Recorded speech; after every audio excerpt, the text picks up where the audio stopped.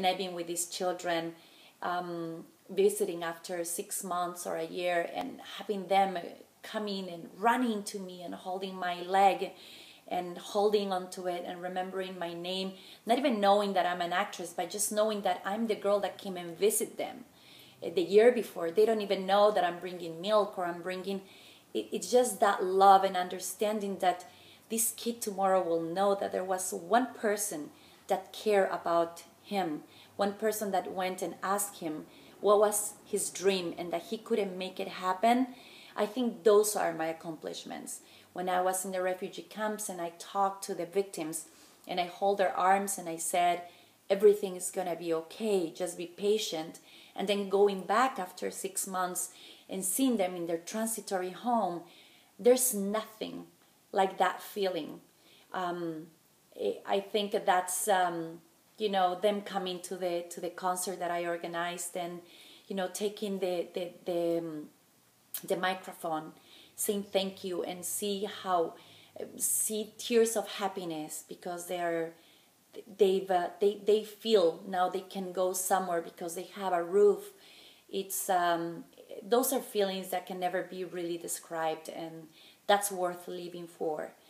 So whatever other recognitions that I'm very honored to have received, I think are beautiful, but nothing like that. I remember after the concert I was called by the Congress of Bolivia, and I was so busy doing the concert, and they called me and they said, we're doing this recognition for you, come over for, you know, in the Congress.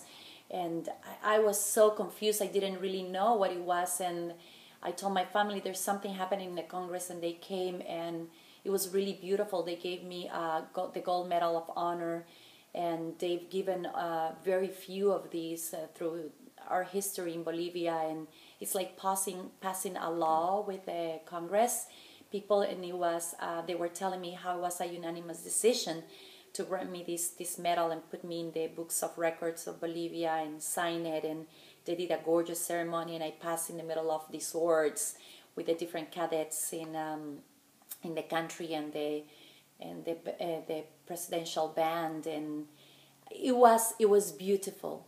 It was really beautiful, but like I'm telling you, or Rotary Club that I admire very much, they also made me a really honorable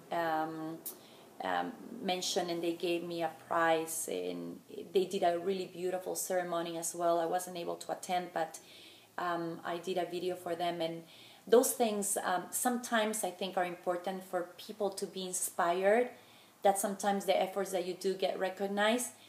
But to tell you the truth, the one thing that is just mostly worth it is the fact that you know that you were able to affect that one life. When you do your civic activism, do you hope that people will follow in your footsteps and try to make a difference? You know, I don't expect people to do the same. I don't expect people. I just think that anybody in the world that actually sees a turnaround in a life, I think they just do it.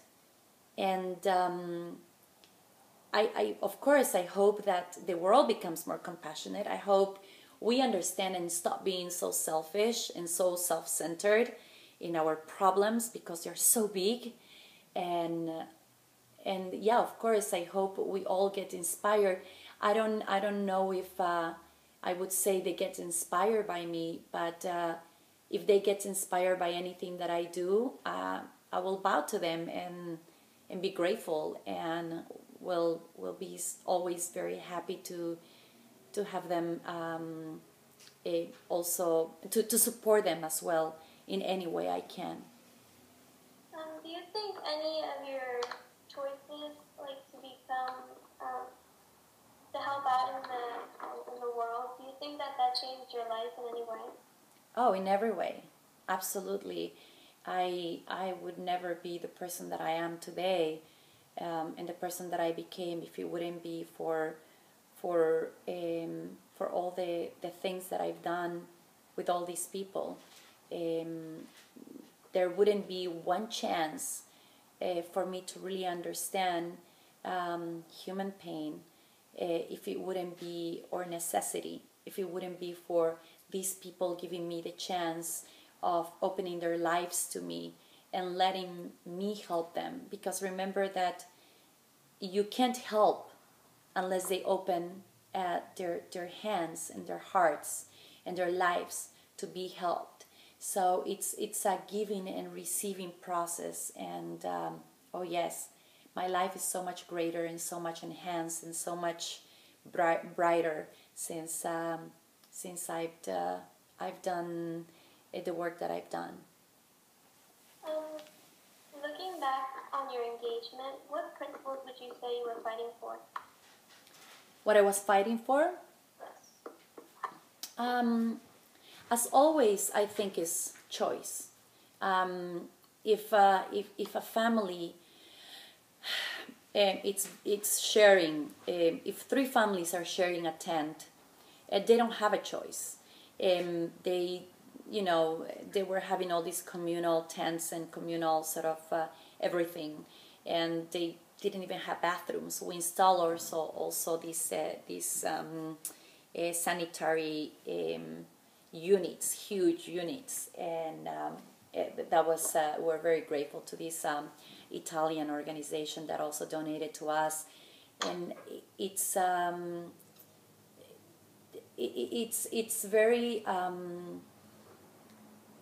I don't know how to explain this, but sometimes the necessity that they have, the needs that they have, it's kind of not only the thing that you feel you have to help and you need to find, but also there are the other things that you want to make sure that they feel that they are not alone.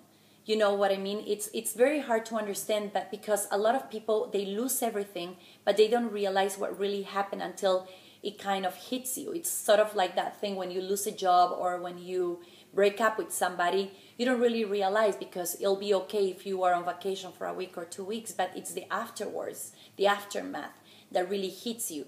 So it's a very complex and very it's a very complex question, and it involves a lot of things. What advice would you give to young people regarding civic engagement? I think that if you ever be able to follow your life as understanding that helping you is helping me, the more I give, the more I receive.